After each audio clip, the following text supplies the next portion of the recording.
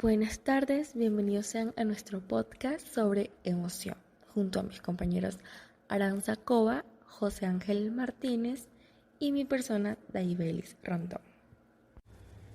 Empecemos por partes. ¿Qué son las emociones? Bueno, las emociones son procesos psicológicos que nos prestan un brillo servicio, al hacer que nos ocupemos de lo que realmente es importante en nuestra vida. Exactamente, como si fuera un sistema de alarma. Nos señala las cosas que son peligrosas o adversivas y que por lo tanto debemos evitar, y las cosas que son agradables o apetitivas y a las que por lo tanto debemos acercarnos. Pero las emociones pueden ser también consideradas como uno de los procesos psicológicos más complejos y difíciles de explicar. Ciertamente, casi todo el mundo piensa que sabe lo que es una emoción hasta que intenta definirla. En ese momento, prácticamente, nadie afirma poder entenderla. ¿Y de dónde vienen estas emociones?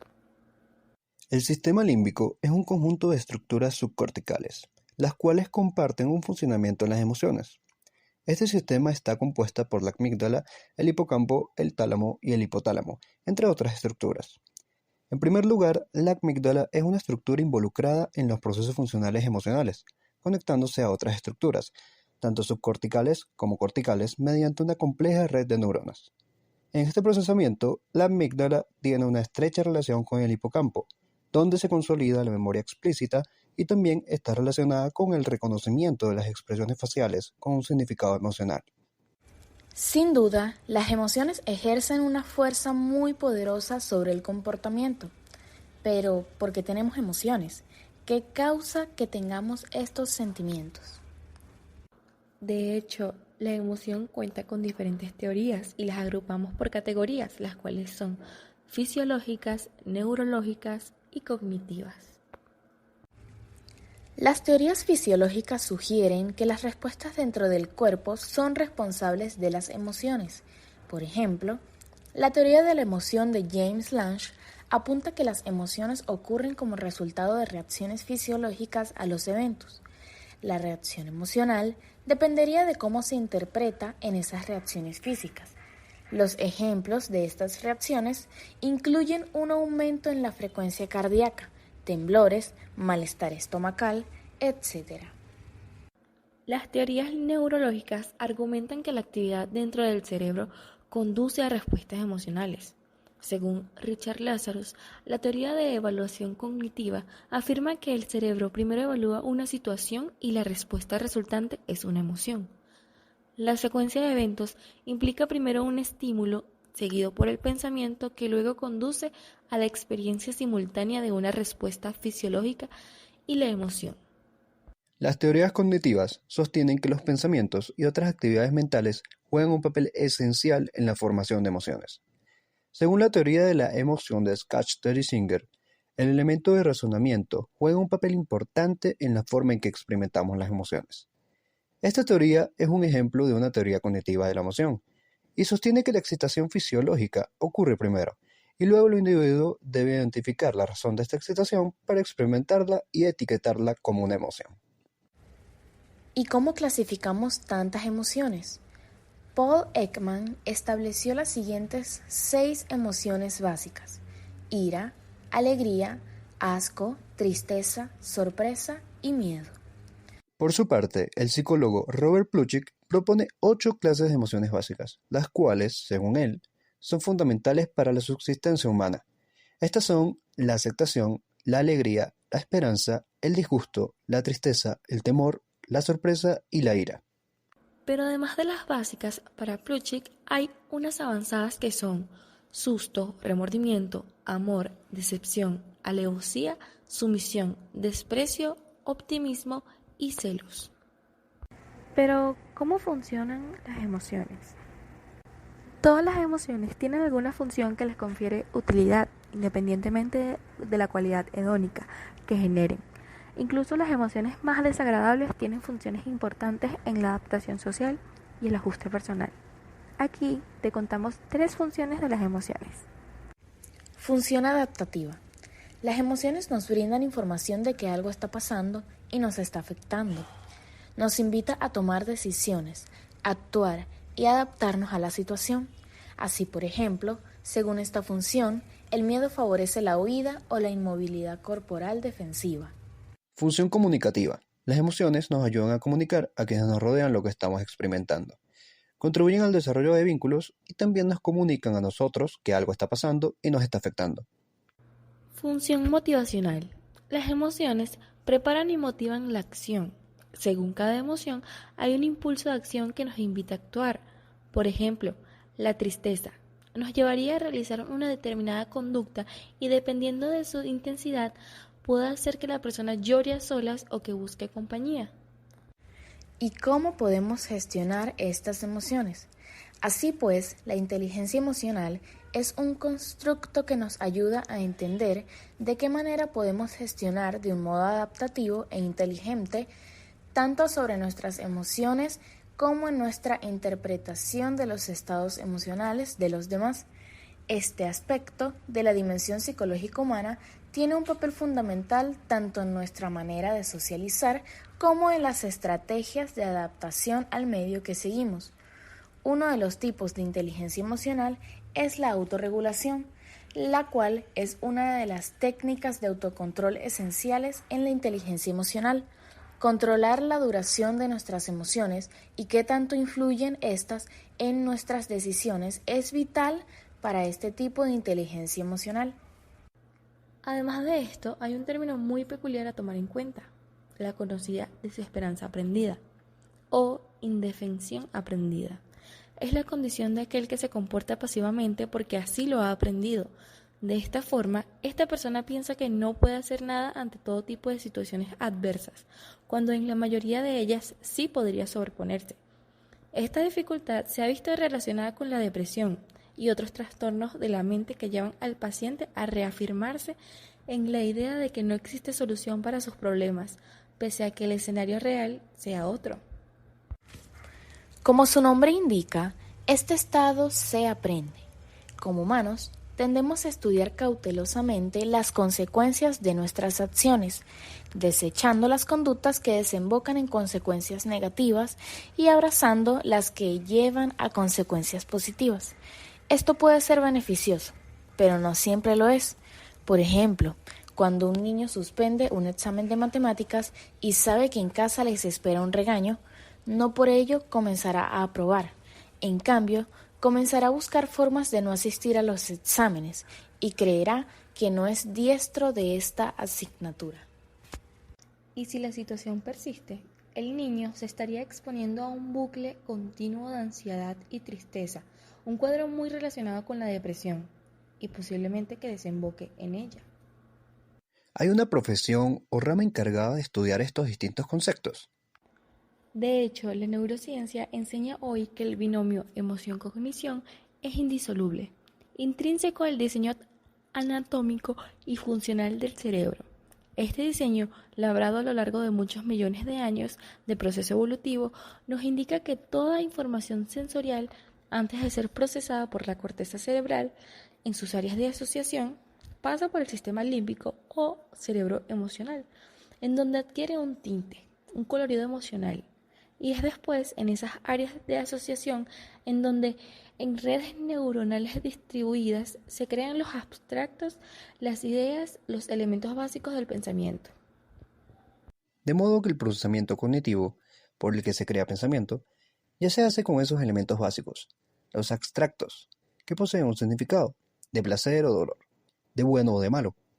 De ahí lo intrínseco de la emoción en todo proceso racional, lo que implica aprender y memorizar.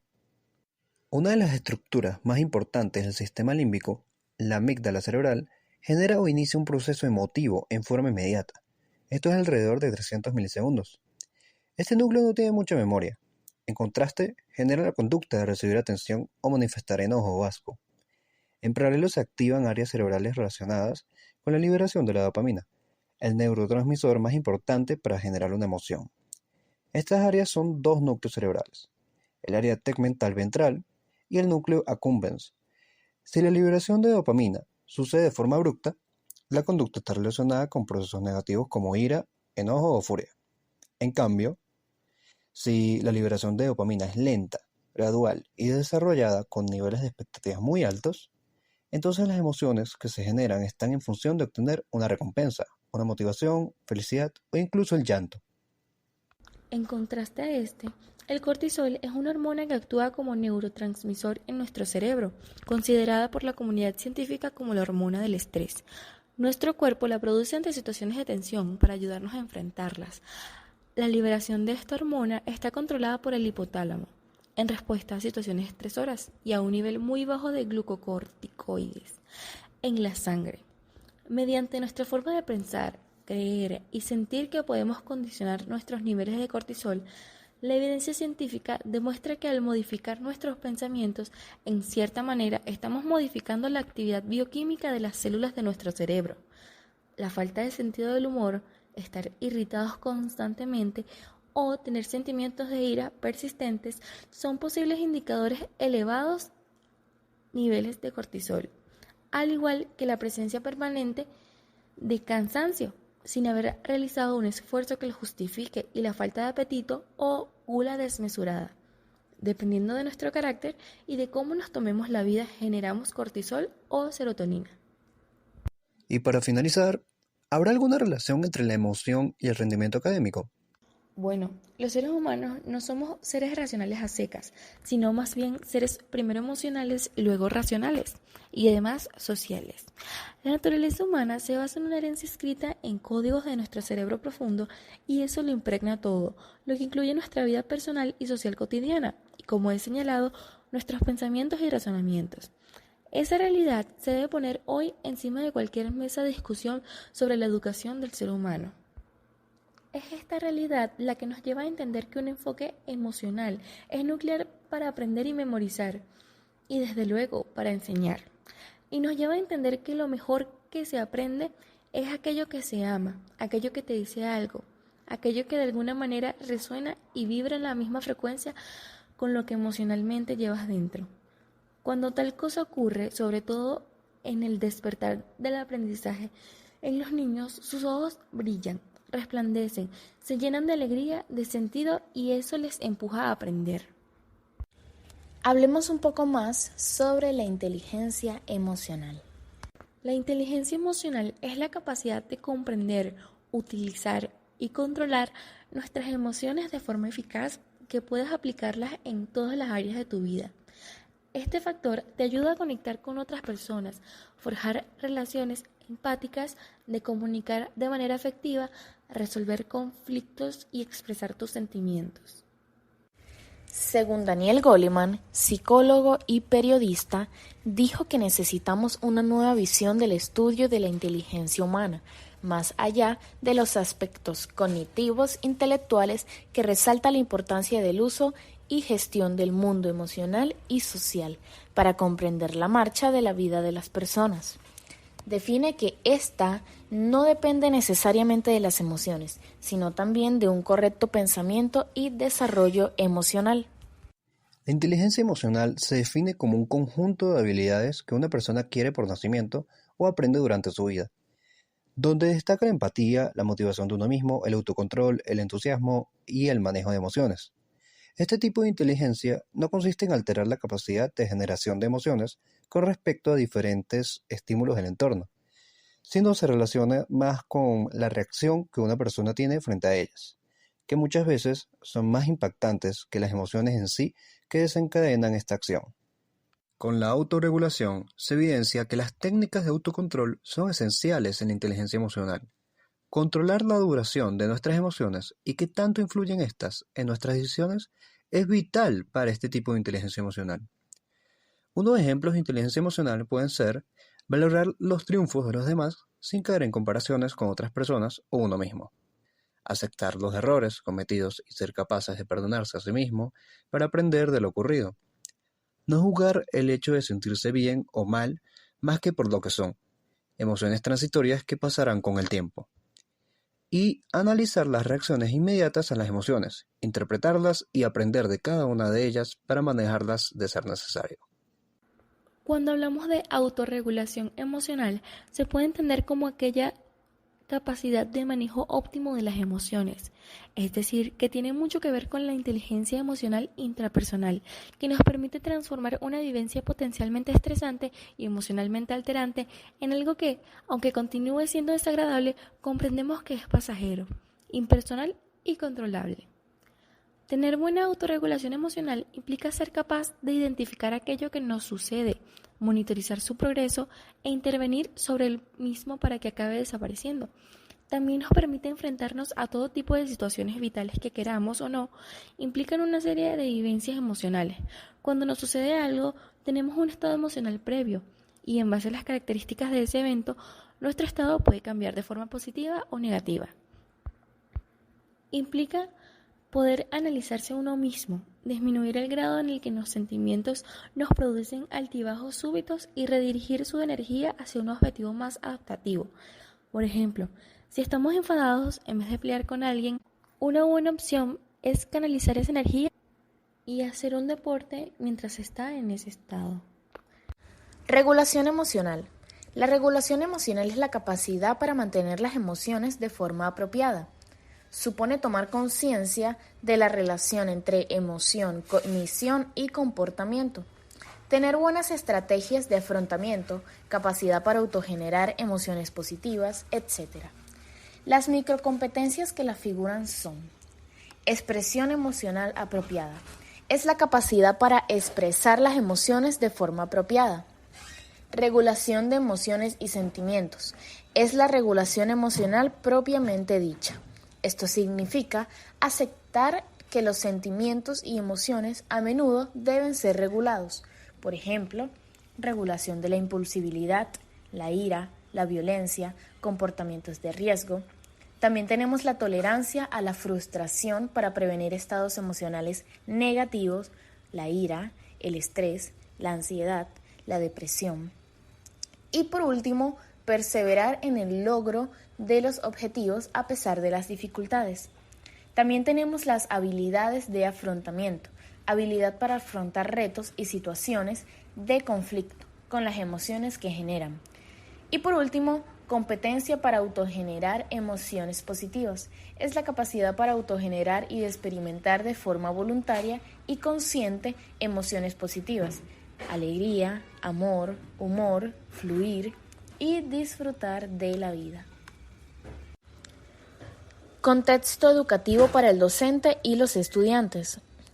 La inteligencia emocional ha adquirido una mayor importancia en el ámbito educativo, la cual actúa como medio para promocionar el bienestar psicológico del alumnado, facilitándoles la comprensión del entorno que los rodea, así como dotándolos de las competencias necesarias para hacer frente a las diversas situaciones que se presentan. Así como es muy beneficioso en los alumnos, lo es en los docentes. Una de las razones por las que el docente debería poseer ciertas habilidades emocionales tiene una finalidad claramente educativa, para que el alumno aprenda y desarrolle las habilidades emocionales y afectivas relacionadas con el uso inteligente de sus emociones. Necesitan de un educador emocional. Los profesores son un modelo adulto a seguir por sus alumnos, en tanto son la figura que posee el conocimiento, pero también la forma ideal de ver, razonar y reaccionar a la vida. Muchas gracias por su atención. Espero haya sido de su agrado este podcast. Hasta la próxima.